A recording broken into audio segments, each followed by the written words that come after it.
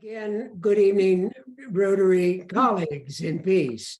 Tonight, we will hear from a senior fellow for peace education at the Washington, D.C. based Alliance for Peace Building.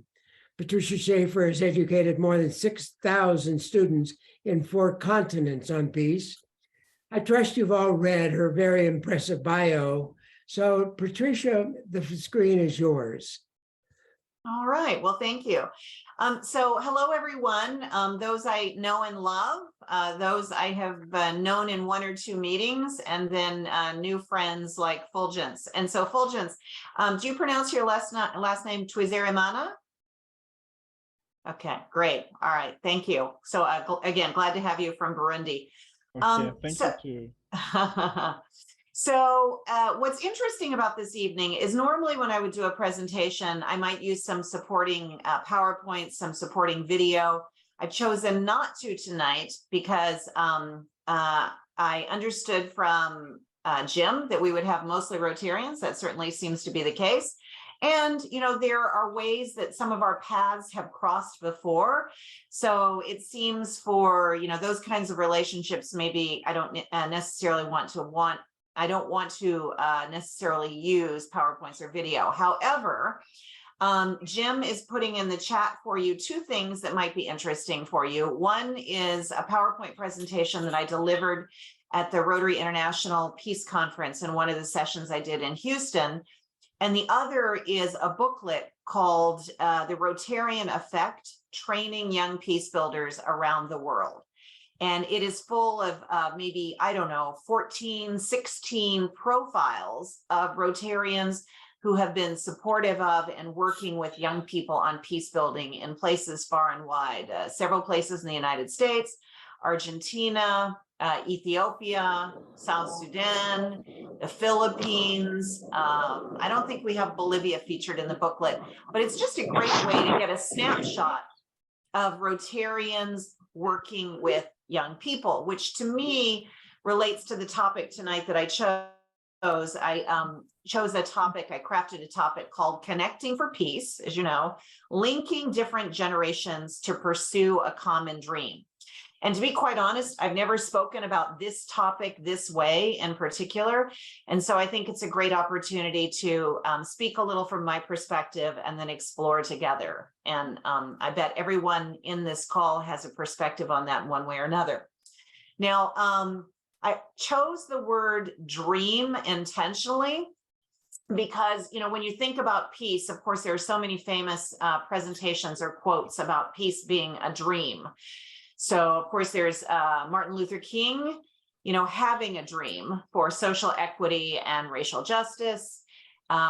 There's a famous quote that says, peace is not a dream, it's hard work. And you should never really underestimate what that takes, so to speak. But I like the word dream because I've been dreaming a lot lately about what peace from my perspective means. And, you know, it's developing and changing all the time.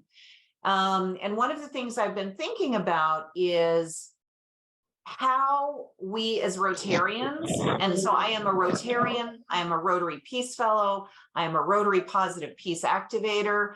I'm also an active partner to Institute for Economics and Peace, Rotary Strategic Partner, separate from the relationship Rotary has with IEP. So I've been thinking a lot about, you know, this word dream related to peace, but then also how do you make that dream very, very practical? And the reason I'm really sort of interested in the word dream of late is there's an article that I just wrote called Reprimed for Peace. And the reason I chose the title Reprimed for Peace was there have been several periods in the last 100 years where people, very well-known people, famous people, talked about being primed for peace. So there was this idea that after World War II, we were primed for peace. There's the idea that at the end of the Cold War, we were primed for peace. And people have actually used that language.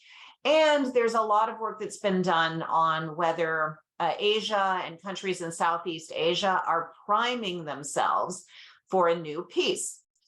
And I have been really sort of in this inquiry around coming out of COVID-19. Are we possibly reprimed for peace, sort of a new hunger, a new energy, a new desire. And the reason I like to say reprimed for peace is because the sort of signals it's different, or a change in the way we prime for peace.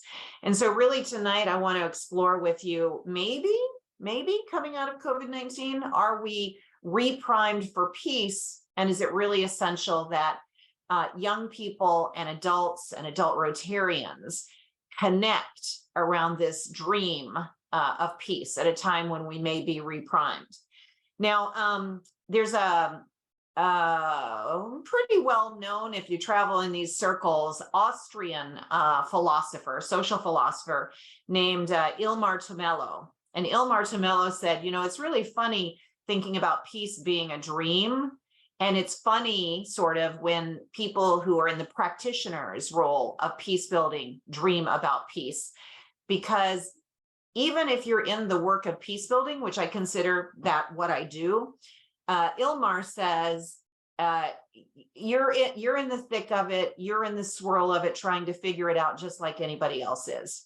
And Ilmar actually has this analogy where if you're trying to figure out how to do peace, it feels like being a fly that's put in a fly bottle, and you're trying to move around and trying to figure out how to get out of it. Or it's like being in a chunk of cheese, and how hard is it to move yourself through a chunk of cheese? It's hard work. And so I just sort of acknowledge that this idea of peace as a dream is a beautiful, beautiful, beautiful ideal.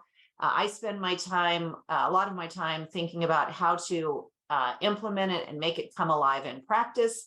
And I'm very aware, sitting with a group like this, that we're all on the journey together. And as Oscar Arias, the former vice president of Costa Rica, said, and a Nobel Prize winner, peace is a never-ending process. So here we are, trying to move through this chunk of cheese, or flies getting out of the fly bottle.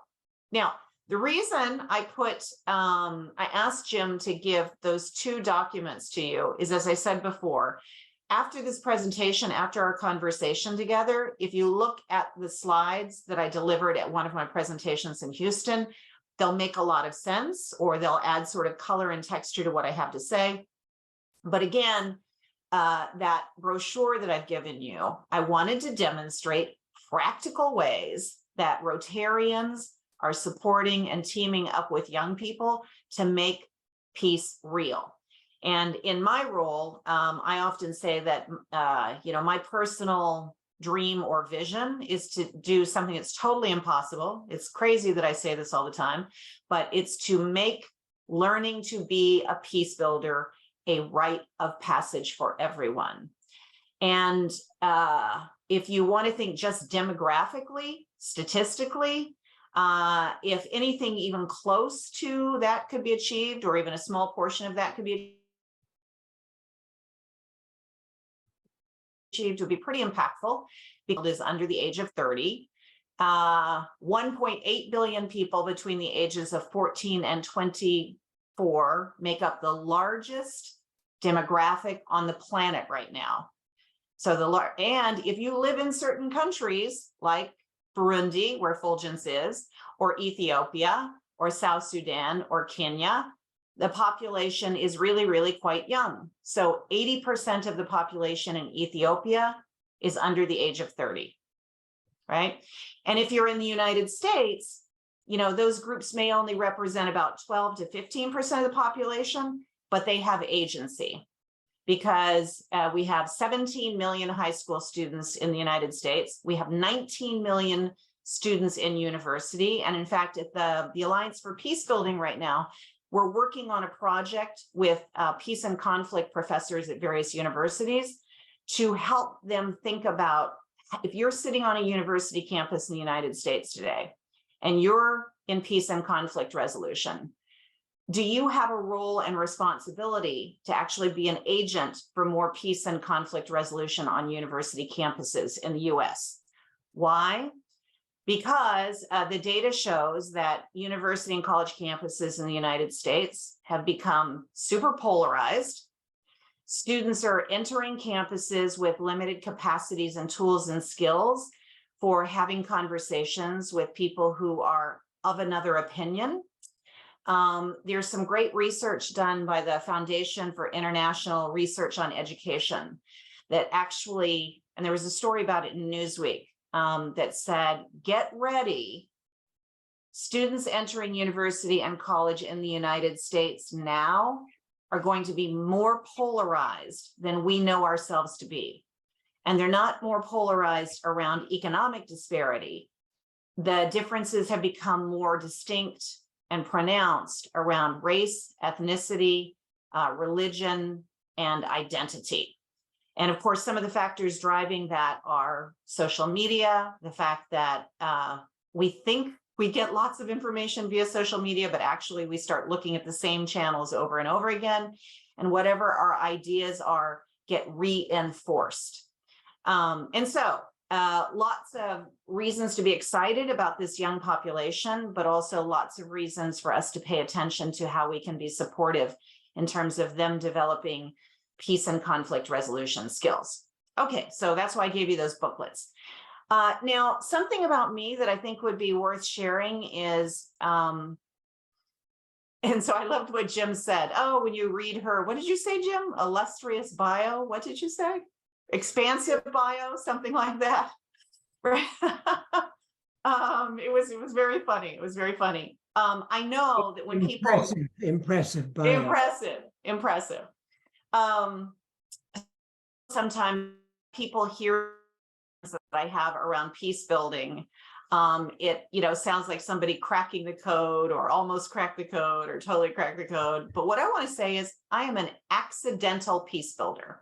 And I actually thought about writing a book called The Accidental Peace Builder. And so I think it's important for the purpose of this conversation to say, well, what do I mean by that? And what does it have to do with connecting for peace, linking different generations to pursue a common dream? So I was chosen as a Rotary Peace Fellow in 2012. I went to Thailand, in one of the professional programs. And at the time, a group of Rotarians from the Northeast, and specifically New Hampshire and Vermont, were going around promoting this idea that Rotary, with its long history of peace building, and Rotary, with its long history of connections with young people, should become a place and space that really supported young people to learn about peace. And they had just come out of a year where President Tanaka had the mission of peace through service. And they said, gee, this kind of doesn't make any sense. We have Rotary Peace Fellows. We have a 100-year history of peace. What can we do as Rotarians to support young people to have a lot more access to some of these peace building frameworks and tools than even Rotary Peace Fellows have? And at the time, when I was approached that there could be such a program within Rotary, my reaction was not very generous. My reaction was, oh, it'll never happen. Who actually sort of wants to see peace, truly on a global scale? Oh my goodness, you could never scale that up. Oh, gee, who would actually fund and support peace programs for young people? And so I apologize to Tom Carlisi, expert in nonviolent communications, because looking back on it, my communications probably didn't seem very nonviolent. They were just full of skepticism, right? And then I resemble that. Okay. I resemble that. So thank you, Tom. But what happened was quite different. And so I do want to take a little bit of not a detour here, but I do want to enumerate a little bit some things that have happened in this journey around accidental peace building that I think underline this idea that, it is possible to achieve this dream. And really Rotarians with their broad footprint and 1.2 million members and so on do have a significant role to play in that. So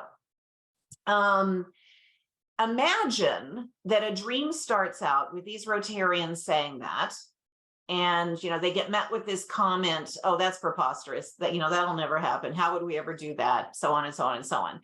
And these Rotarians say, no, we've been thinking about this for 2 years. We've been working on this for 2 years. And, we don't have a curriculum. We don't have a methodology. We don't have the tools, but we know this can happen. So Rotarians have this dream. They say, let's give it a try. Let's do a pilot. Let's see how it goes. And they're so intentional. They're so passionate about it that eventually you sort of give into the dream. And you say, all right, well, let's try. Let's try with this dream. And so this dream starts out with 18 students in 3 high schools in the state of Vermont in the United States. How much smaller, could you be or do or try? 18 students, 3 high schools, the state of Vermont. All right. And so what happens is, well, that pilot was sort of interesting. These students got engaged. These students started looking at questions quite differently. And even in Vermont, rated by the U.S. Peace Index from the Institute for Economics and Peace as one of the most peaceful states in the entire United States, the students have some insight. Okay. So then the Rotarians keep dreaming, and the Rotarians keep dreaming and say, well, let's try it in another city. Okay. So another city, Charlotte, North Carolina. Here we go again. 18 students, 3 high schools in the city of Charlotte, North Carolina. All right.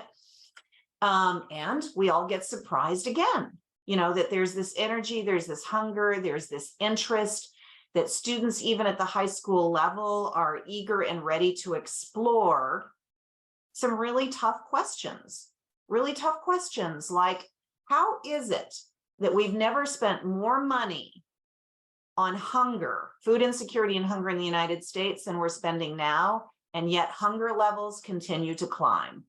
How can that be?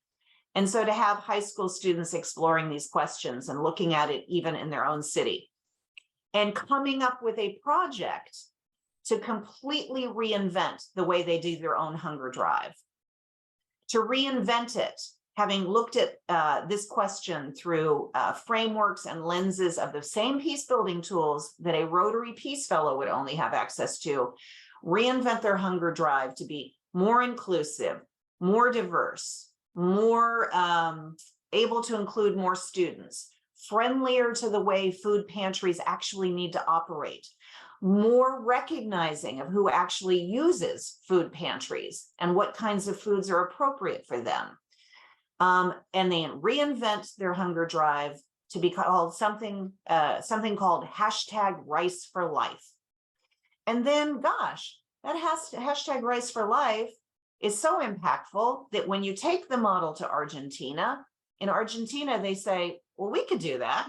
We have similar issues and situations down there. And when you take it to Argentina with Rotarians supporting it, and then when a group of Rotarians in Virginia finds out about it, they say, wow, I don't know, we sort of need to rethink our hunger drive. Our hunger drive is not exactly diverse and inclusive, and I can see some mistakes we're making in terms of what foods we gather and how they can actually sometimes be a burden for food pantries and not very appealing for the people who actually want to take advantage of food pantries. So the idea becomes, wait, if you can really have young people have access to these frameworks and tools, and they can create good projects, and you can monitor and measure them and make the case for them as solid peace projects, look who else can copy them. Now, why is this important? Because in the world of peace building, there are about 6 or 7 theories of change in peace building that are in common use. So one theory of change is the idea that if you change the way a human being has an outlook on their role of service or their ability to make an impact in their communities, that is an element of a theory of change. Another theory of change is that if you alter the way people have relationships with one another, if you change their dynamic, if you help them be more listening and inclusive, and you do that enough times, that's a theory of change. Okay. Another theory of change is if you actually get people to focus on reducing weapons, funding for weapons, including nuclear weapons. That's a theory of change. That's a path to peace. And you go down the list, and there's actually a theory of change that says, if you get enough people, public attitudes to change with critical mass, then you can actually shift the way leaders think about the way they make decisions. So what I like about this example of the hashtag Rice for Life, and when I think about a couple of other examples I'm going to give you, for me, the thing that is so possible in Rotary is there are some people who are quite passionate about reducing weapons, and nuclear weapons in particular, and they will certainly focus on that. All right. There's a theory of change that if you influence political systems, you can actually produce more peace. There are some Rotarians who may have the agency, the leadership skills, the influence, the station in life where they can do that. But if you think about the whole of Rotary and the numbers of Rotary, for me, it looks like the theory of change called helping individuals understand the impact they can have by better understanding what peace building is, use those tools to alter their relationships. And the National Peace Academy says there are 5 relationships that you focus on changing in peace building. Self, individual, social, so interactions with others, political, institutional, and the environment.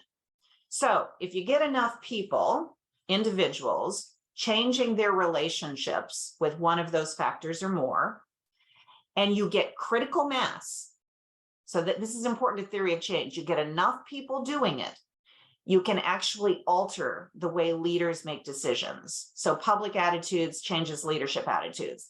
That, in theory, for me, is the power of Rotary, especially when Rotary starts connecting and doing that with young people. Now, a couple of examples of where I think, I think I have examples over this journey that where that has really come into play.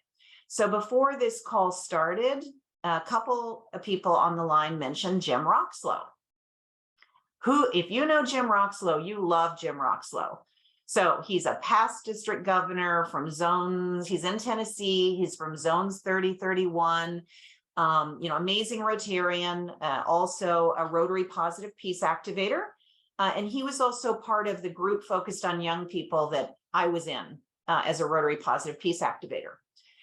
And Jim said, do you think it's possible to do a training, a development experience using all these tools and principles that we've been using with young people, but do it with Rotaractors, do it across multiple districts and or states, and focus on a theme, right?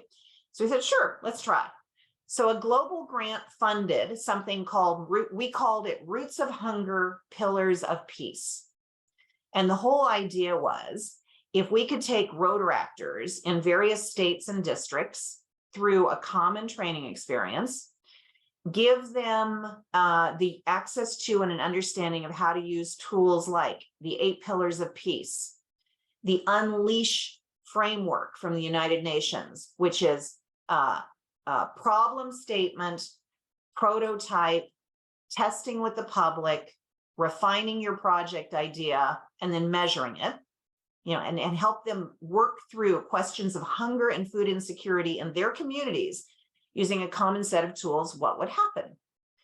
What happened was that we got a different project in every place where these Rotaractors had teams, but they were all related to really looking at this question of what we'll call big hunger. And there was actually a book written called Big Hunger.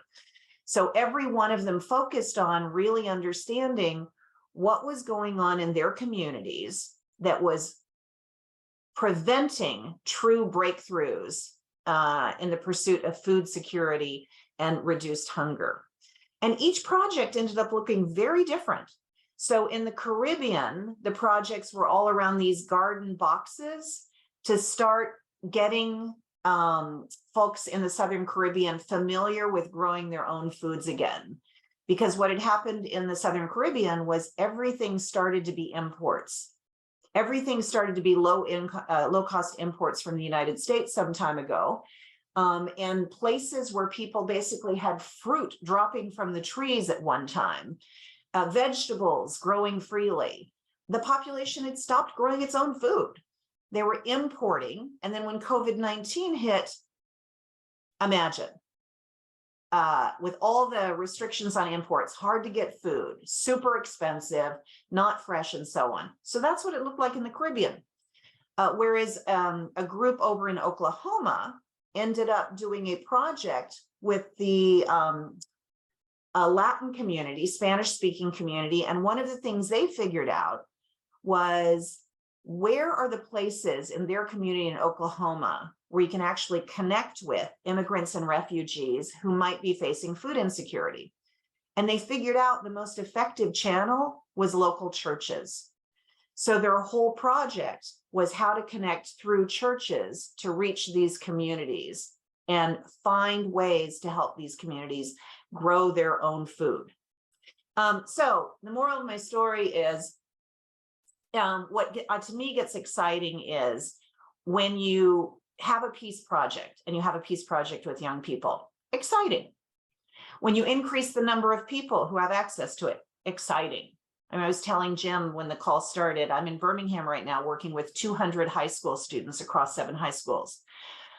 But when you can get groups of Rotaractors or groups of Rotarians working in different districts, different communities, starting to learn together and adapt the same tools around a similar issue, but adapt it contextually, super exciting. So I use that as an example of what happens when you begin to grow this. The last kind of story that I want to share with you on this journey of how big can this really get is a project in Lebanon that started with 100 university students going through a whole program to learn about peace building frameworks, peace building tools, and so on. And in these programs, they always have to do projects. Now, interestingly enough, that story that I told you about in the United States around Rice for Life got one of the teams in Lebanon so excited. A story from the Zones 3031 example I just gave you around Roots of Hunger, Pillars of Peace was about reducing food waste. Because, oh, that was the other thing. In the Southern Caribbean, one of the teams figured out that even in a country that was super hungry after COVID-19, that was affected by all these dynamics that I told you about, they have a huge problem with food waste. And if they were just to tackle reducing food waste, that would greatly alleviate some of their hunger problems in the Southern Caribbean. When they found out about it in Lebanon through this program, they discovered the same thing. A country that had a huge port explosion, so food wasn't coming into the city easily, where the economy had tanked, okay, where it was nearly impossible to get pharmaceutical goods, where the electricity was fluctuating on a regular basis, where you couldn't get gasoline to cross Beirut. I was there. They were still wasting tremendous amounts of food. And so the team used the example from the Southern Caribbean and their lessons from Zone 3031 to work on a reducing food waste project in association with restaurants in Beirut that was so impactful in the short term that it was actually recognized with the United Nations Innovation Award. And this was all Rotarians, Rotaractors, and other students invited into the program. And then if you take that Lebanon example and blow it out, what we're now talking about is how do you expand that kind of training and programming across all the universities in Lebanon? And so we're working hard and fast on that.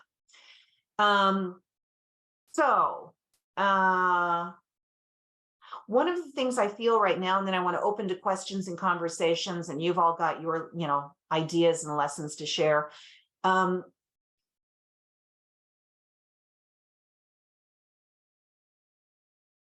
For me, one of the biggest barriers to achieving this dream is the myths that we still have around the word peace.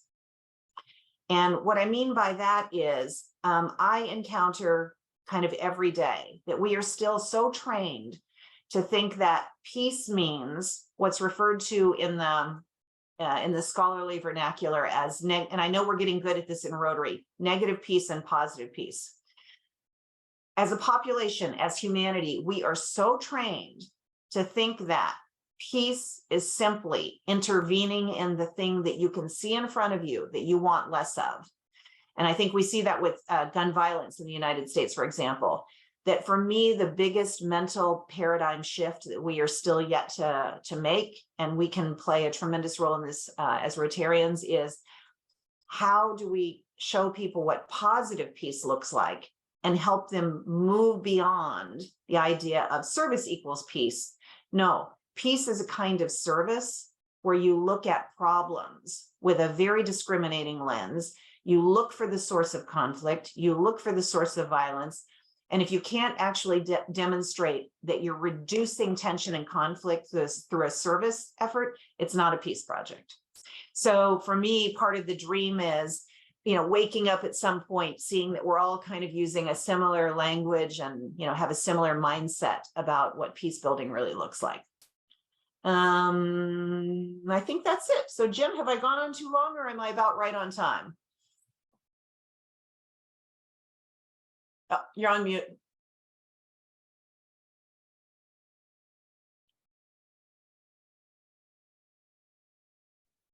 This will help. Does that sound better? I'm sorry. That sounds so great, Jim. Yes. No, this is fantastic. If you have more, you can go on, but we can open it up to questions. You have given us so much.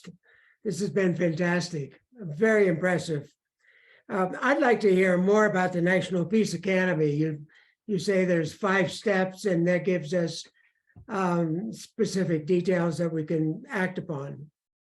Yeah. So, obviously one of the great challenges in peace building is, well, which peace, whose peace, how do you define it, and so on.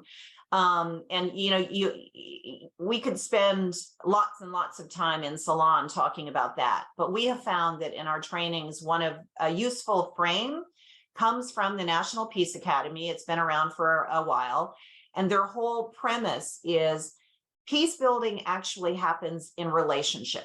It's all about where there are breaks in relationship.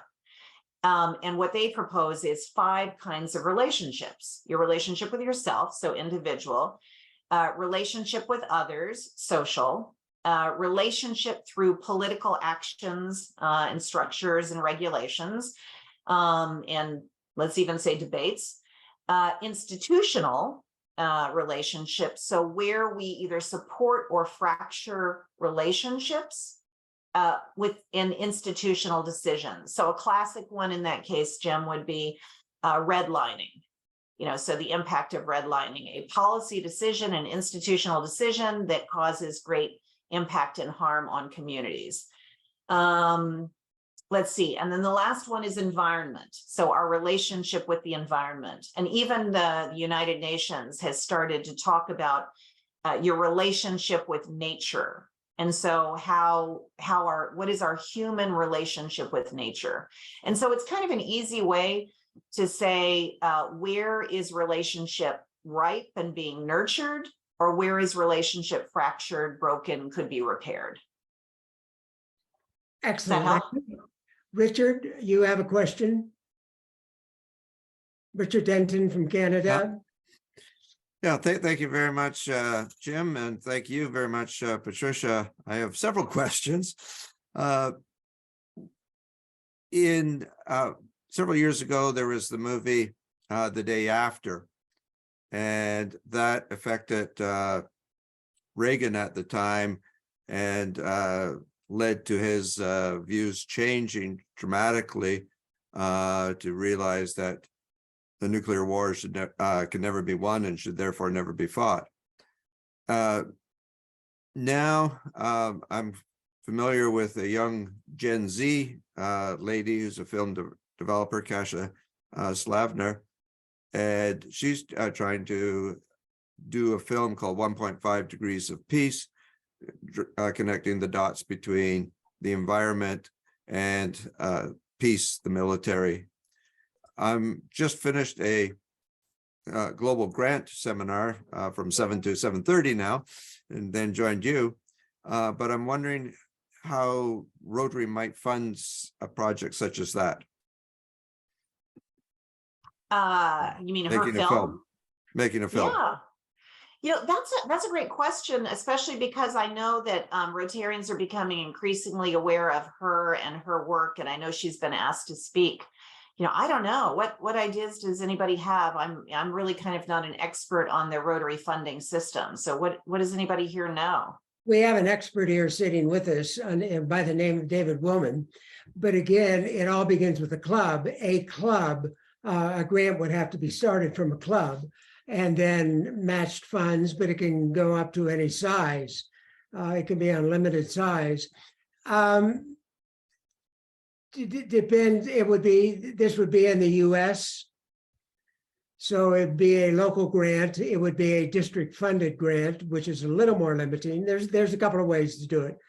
But David would be the one that should be answering that question, not me.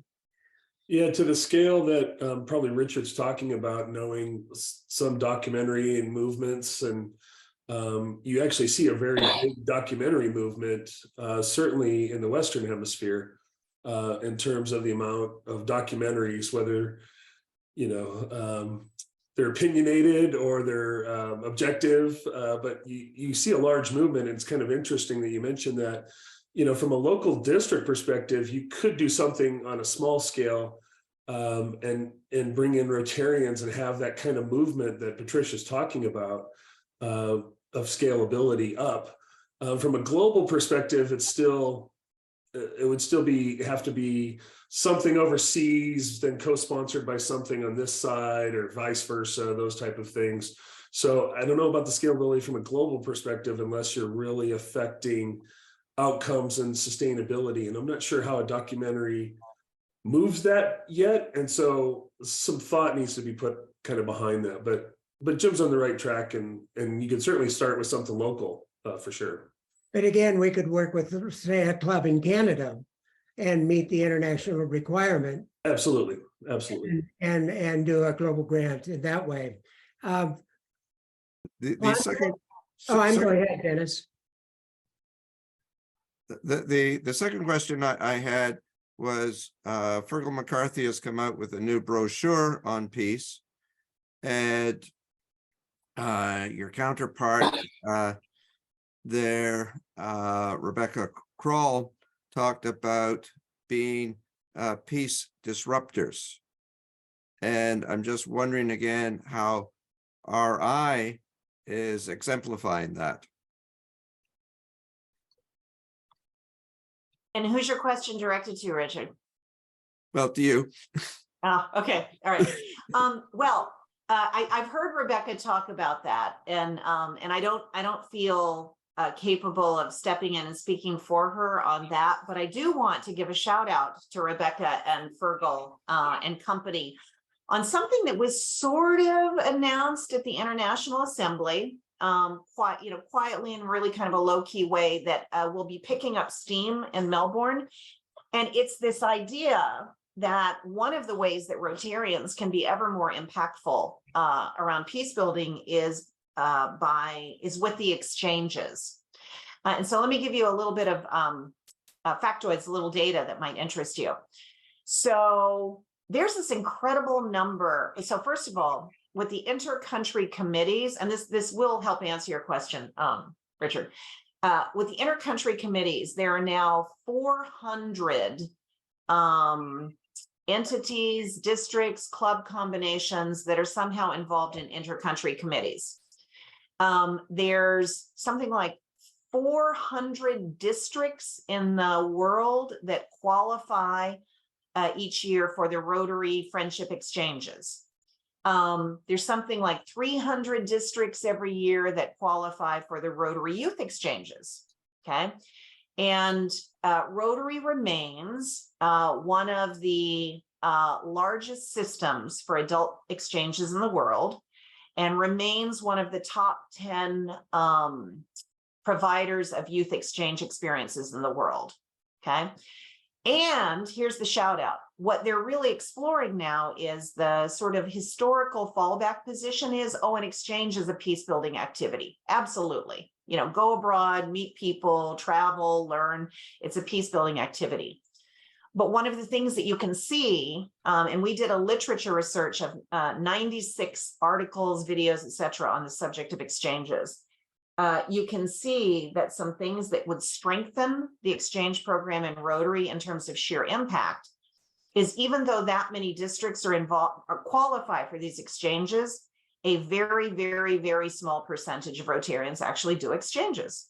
A very, very, very small percentage of clubs actually attract and promote youth exchange participants. Okay, now here's where I'm going with this. And often the exchanges are presented as the adventure of a lifetime versus really tapping into, you know, expressing and planning for what an exchange could be from a peace building perspective. So I want to say that while I can't speak to Rebecca and the disruptor idea, what I can say is some really interesting stuff is percolating in terms of how do we strengthen the use of exchanges for peace building? How do you measure and monitor its impact? And how do you start to equip those who are going on exchanges with a better understanding of peace frameworks and fundamentals? So I think that's pretty darn exciting stuff. That's very exciting.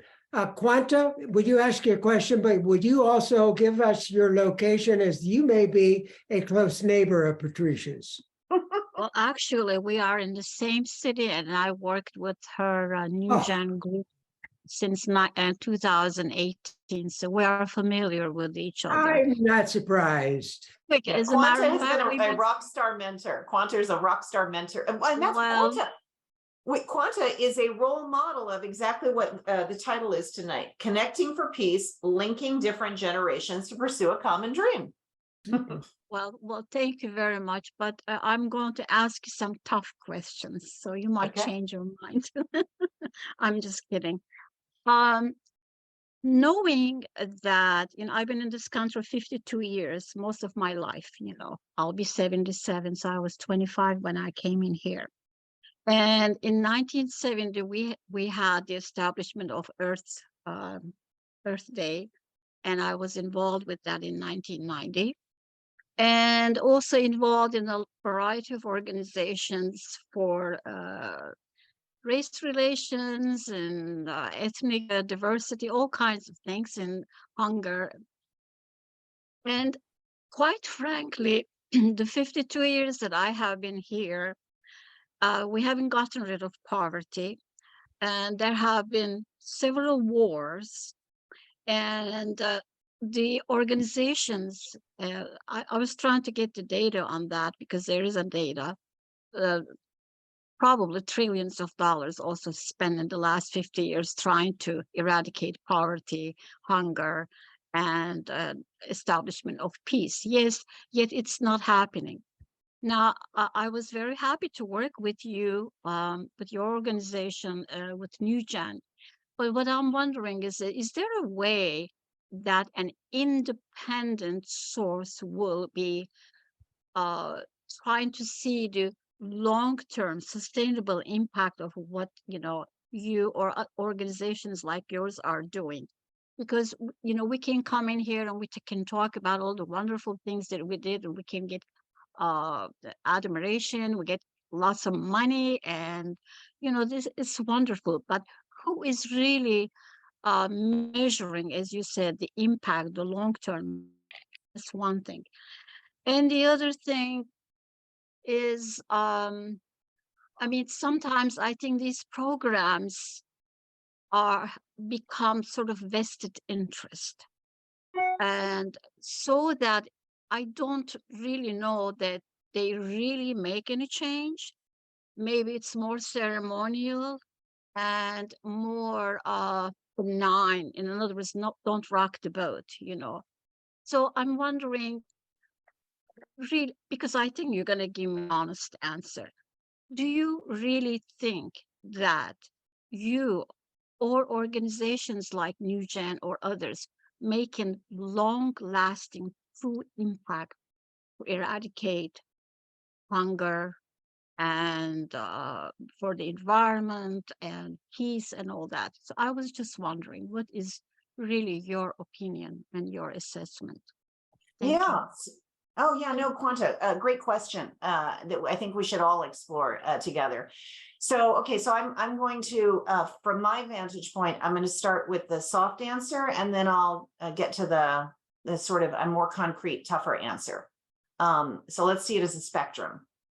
And by the way, I want to come back and ask a similar question of Fulgence based on something that happened in Burundi that you may or may not be familiar with, but I want to come back and provide that as an example of the question that Quanta's asking. Okay, so my soft answer is the famous German theologian, historian, scholar, Martin Luther, part and parcel of the Reformation, had a beautiful quote, and he said, "Even if I know that tomorrow the world is going to fall to pieces, I'm still going to plant my apple tree today." Okay.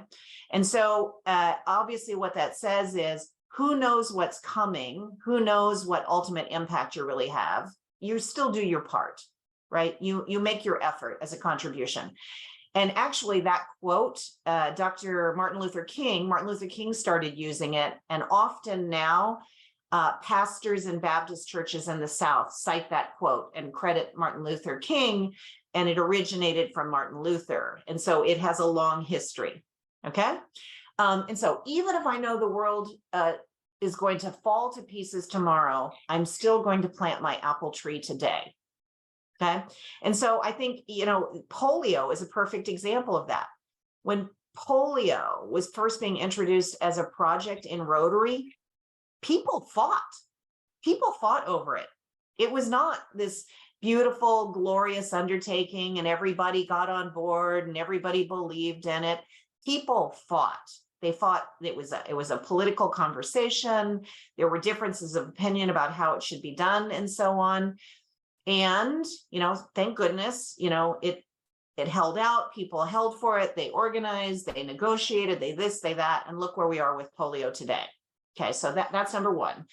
And I would say that I think sometimes people are easily skeptical about peace and what the impact of peace education and training can do when it hasn't even really been tried. So peace education as we know it today has really only been around for about 50 or 60 years. And it is not widespread, Quanta. So you can imagine the hard work we're doing to bring peace education into an education system in the United States that is highly fragmented, highly politicized, et cetera, et cetera, et cetera. So when people say, well, is it working? We say, well, wait a second, it has to achieve enough of a gravitas, a mass, to actually have impact, which gets back to my critical, the theories of change I laid out to help get to critical mass. And I guess I would say, I think some of the progress that we're even seeing today in terms of racial equity and social justice, they're a long time coming. But what happens is if you follow that theory, individuals understanding relationships, and beginning to understand in significant numbers that they start to shift policy. So that's one thing I would say. And okay, the other thing I would say that I think is helpful to all of us is remember the amount of money that is spent on peace in the United States in a formalized way, okay, is no larger than the Google cafeteria budget before COVID. So think about it. The Google cafeteria was spending more money on their budget pre-COVID than we spend on formalized peace programming in the United States. So I don't think it's a problem of programs necessarily being ineffective. I think we're still in a phase of we're just not committing enough resources and time and manpower to it. And that should be the case we're making. And that should be the case that we're making within Rotary. And so I think it's a great question, and it just allows me to say that's why we have to be advocates for peace building and peace education. Tom Carlisi's had his hand up for a while. Thank you. Hey, Tom. Hello, hello. First of all, I like the question.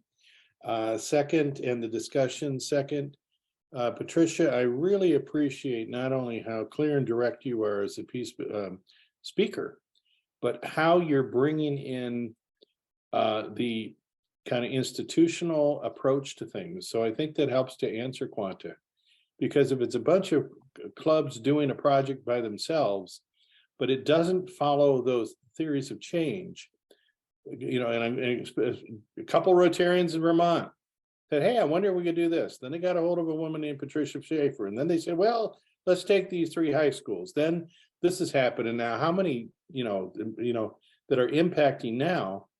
And when you get into levels of institutional change, I'm in Columbus, Ohio, and I live 5 miles, 3 minutes it takes me to the National Middle School Association national office.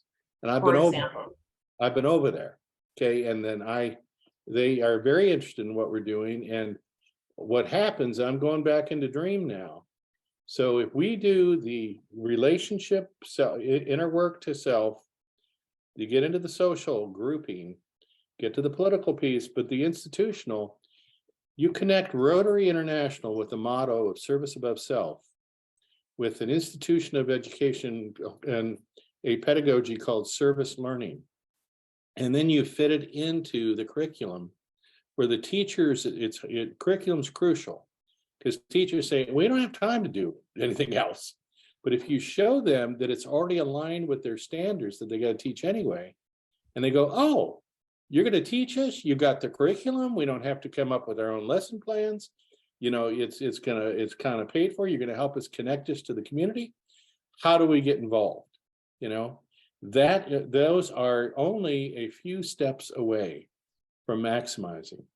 And then the final thing, I remember Marshall Rosenberg talking, Jim Haldeman, I remember you talking about, when we hit a critical mass of around 5%, that's the tipping point, that it's going to be unstoppable, that it's just going to keep going and going and going. So I just want to affirm the challenge of it all, but how can we do, each one of us do our little peace building piece one time at a time? And it's just building this beautiful tapestry as we go along. I'll stop there. And Yes, Richard Denton, I'll flip back to you with some ideas about global grants later on. Okay. Also. All right. So before we flip back, I just want to be thankful for what Tom just said, because he just, without calling it the innovation adoption curve, showed us the innovation adoption curve. So the innovation adoption curve says, you said 5%, Tom. The innovation adoption curve, which is similar to what Rosenberg said, is if you can get 3% of the innovators in a population believing in what you're talking about, you have the beginnings of a paradigm shift. The challenge is super innovators often are doing things because they have this vision of how things are, and sometimes they're not particularly well connected to be super influencers. So then there's another group that are the early adopters. And if you can get 15% of a population, including people who are connected to systems, connected to communities, connected to organizations like the middle schools that you're talking about, moving the molecules, you can actually cause a shift. We just don't have enough of that going on in peace building yet. So thanks, Tom. Richard, did you have your hand up again or still? A new question, building on what's just been said. I fully agree with what you're saying there, Patricia, but I'm still very skeptical about Rotary as an institution. It talks about peace, but really is not a mediator, is not an advocate, which are the 2 of the 4 things that Fergal talks about. I'm just wondering, again, if we defeat polio, Can peace rise up and become our next area of focus? When I've talked with Ian Risley, he said it has to be measurable. Well, we could look at getting rid of nuclear weapons. That would certainly be very measurable. Anybody want to answer? Jim? Please. Jim? Well, first of all, Rotary refuses to look at any secondary until we get the first one done. So there's no real, many of the areas of focus say, oh, we're going to be next. There is no such thing as next at this point in time, Richard. I know that. And I've talked with Ian, and he said that. Yeah, and Rotary is still bottoms up, and though at times it doesn't feel like that. Richard, I would suggest there's more and more people similar to the Patricia Shafers that are beginning to step up. I think we're in the process of being a tipping point. That's it. When are we going to get to that tipping point of critical mass, whether it's 3% or 15%? Whether it's in time or not, Richard, for the world, I can't answer that question. But we're certainly far ahead of the general populace. But I could go on and on. In fact, that was my speech this morning. But Fulgence, you have your hand up. Thank you. It's a question, but first, okay, I'm touching the youth as I work at the University of Ngozi. Patricia, I don't know, the University of Ngozi.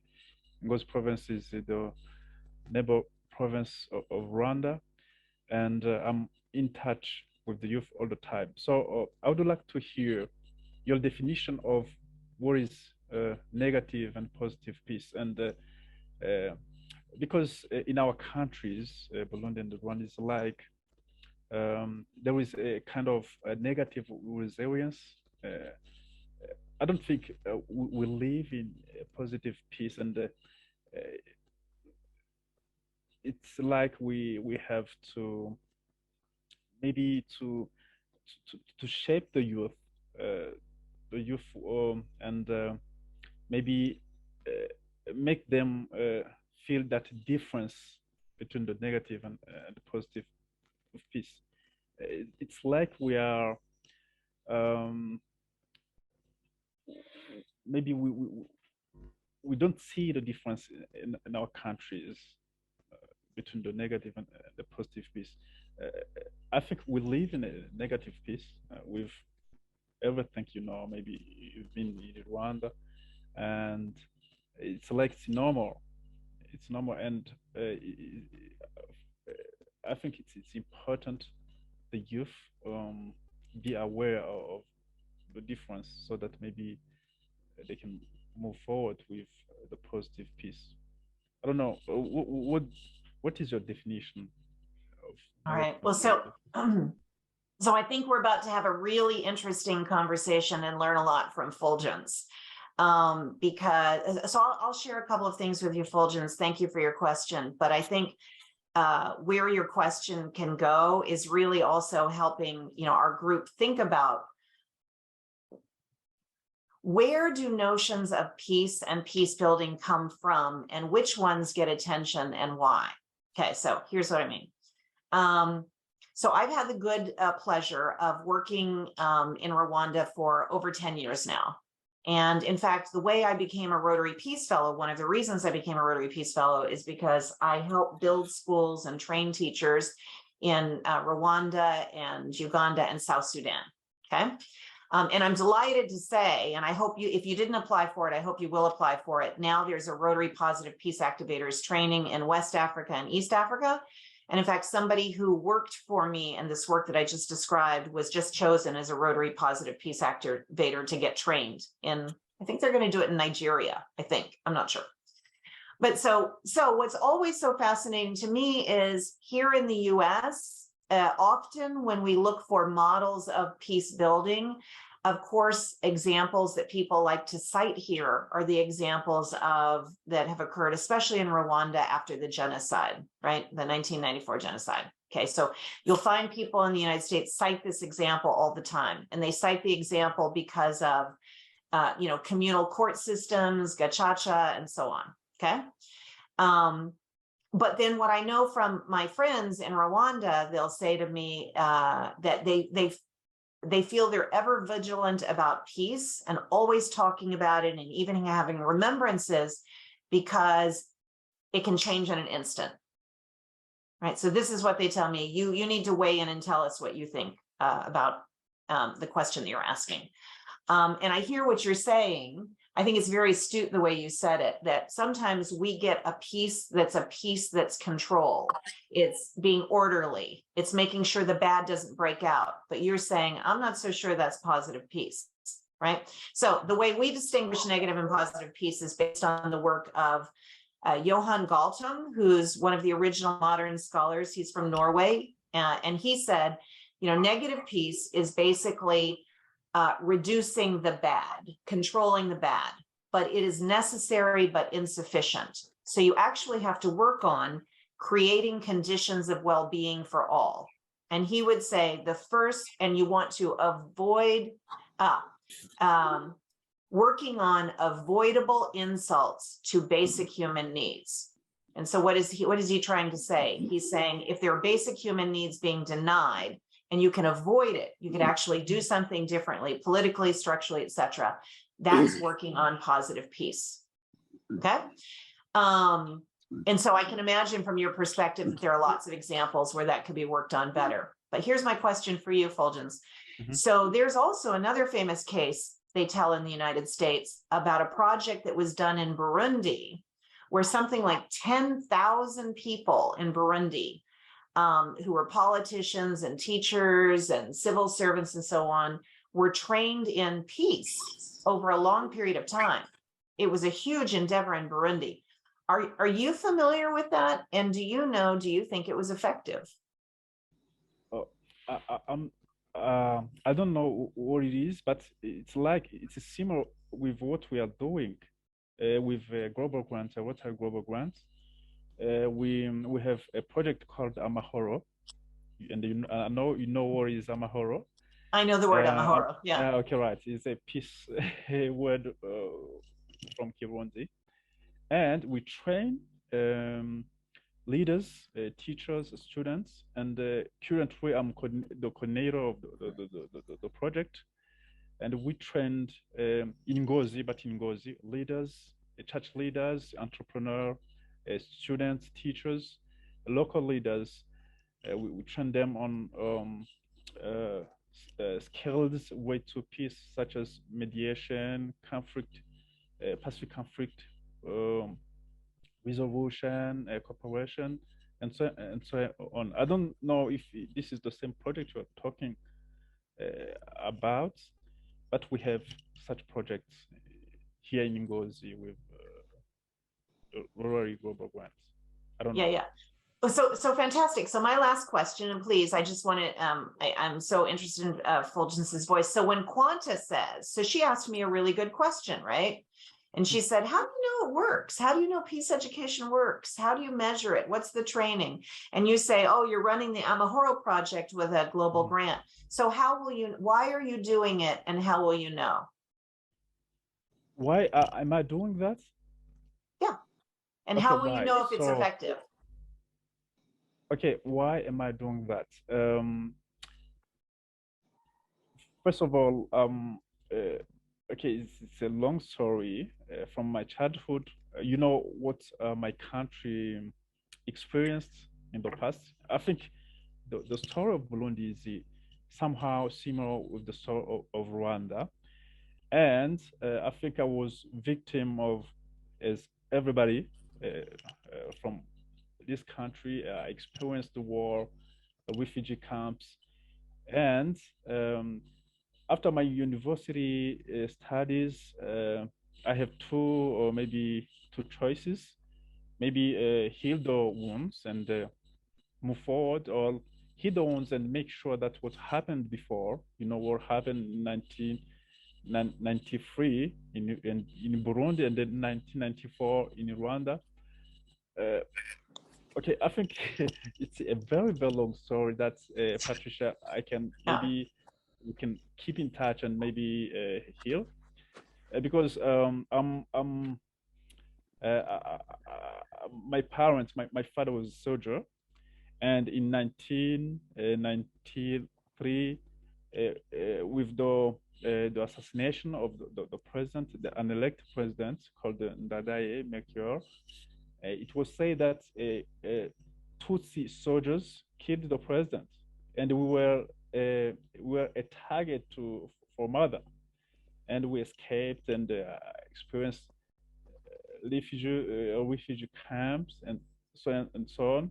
So with those wounds from the past, I decided to become a peace builder, and currently I'm involved in many efforts. Yesterday, I was with the youth talking about reproductive health issues, and I'm done now with a project I was involved in Way to Environment. It was a construction of an ecological oven. And on Wednesday, we were launching a source of water for a community, a local community. And in 6 hours, I will be talking to a class about entrepreneurship. So this is what I'm doing, and I also create. I founded a club. You can search on the Facebook and maybe see our work. This is what I call the Peace English Club. We know we have a second language, French, but English is very important in our region with the East Africa, and I create a club called Peace English Club where students and others learn English, but with topics way to peace, many things. So this is what I'm doing right now, and maybe we can. I would love to stay connected with you, Fulgence, and so I would love it. I'm sure there's much we could learn from each other. So on that note, Jim, I know you probably have to be wrapping up, and so may I just say that that Fulgence just gave us a great gift that I think summarizes the whole evening. So may I say 30 seconds to say that, Jim? Okay. So Fulgence used the word healing. Okay, and I just looked it up. The population of Rwanda between the ages of 0 and 14 is nearly 40% of the population. Okay. And so when Fulgence says, I'm spending my time educating young people how to live together, live in peace, work on problems, create the future, how can you argue with that? Not that anybody is trying to, but it's creating a set of norms and values to live a different life in the future.